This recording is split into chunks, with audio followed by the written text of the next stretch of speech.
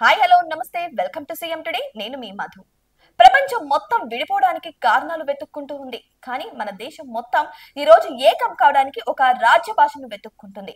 అది హిందీ అయిందని ఉప ముఖ్యమంత్రి పవన్ కళ్యాణ్ పేర్కొన్నారు.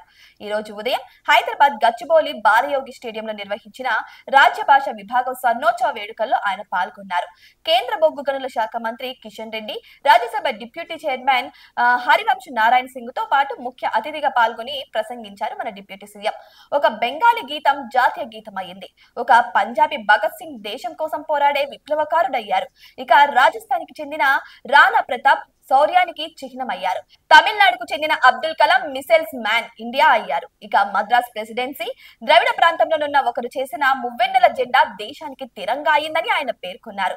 ప్రతి భాష జీవ భాష, మాతృభాష, కానీ రాజ్య భాష మాత్రం హిందీ అని ఆయన పేర్కొనడం జరిగింది. మనం ఇంట్లో మాట్లాడుకోవడానికి మాతృభాష ఉంది, కానీ మన ఇంటి సరిహద్దులు దాటితే మన రాజ్య భాష హిందీ ఉందన్నారు. తెలుగు, తమిళం, కన్నడ, మలయాళం, దేశంలోని ఇతరత్ర అన్ని భాషలు కావచ్చు, మన మాతృభాష మీద మనకి గౌరవం ఉంటుంది. మన మాతృభాష మనకి అమ్మ అయితే మన పెద్దమ్మ భాష హిందీ అని పేర్కొన్నారు. విద్య, వైద్యం, వ్యాపారం, ఉపాధి కోసం అన్ని భాషలు మాండలికాలు అవధులను చేయించుకుంటూ వెళ్ళిపోతుందన్నారు. ఇలాంటి సమయంలో హిందీ వద్దు అనుకోవడం, వ్యతిరేకించడం రాబోయే తరాల అభివృద్ధిని పరిమితం చేసినట్లు అవుతుందని పవన్ కళ్యాణ్ అభిప్రాయపడ్డారు. మనం హిందీ నేర్చుకోవడం అంటే మన ఉనికిని కోల్పోయినట్లు కాదు, మనం మరింత బలపడ్డామని తెలియజేశారు. ఇంకొక భాషను అంగీకరించడం అంటే మనం ఓడిపోవడం కాదు, కలిసి ప్రయాణం చేయడం అని ఆయన తెలిపారు.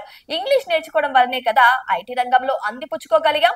అలాంటిది దేశం మొత్తం మీద ఎక్కువ జనాభా మాట్లాడే హిందీ భాష నేర్చుకోవడం వల్ల ప్రయోజనమే కానీ నష్టం వచ్చే పరిస్థితి ఏం లేదన్నారు. ఉదాహరణకు సినిమాల పరంగా చూసుకుంటే సౌత్ ఇండియన్ సినిమాలలో 31% సినిమాలు హిందీలో డబ్ అయ్యి ఆదాయం కూడా వస్తుంది. ఇలా వ్యాపారాలకు హిందీ కావాలి, నేర్చుకోవడానికి మాత్రం హిందీతో ఇబ్బంది ఏంటి అని ఆయన ప్రశ్నించడం జరిగింది.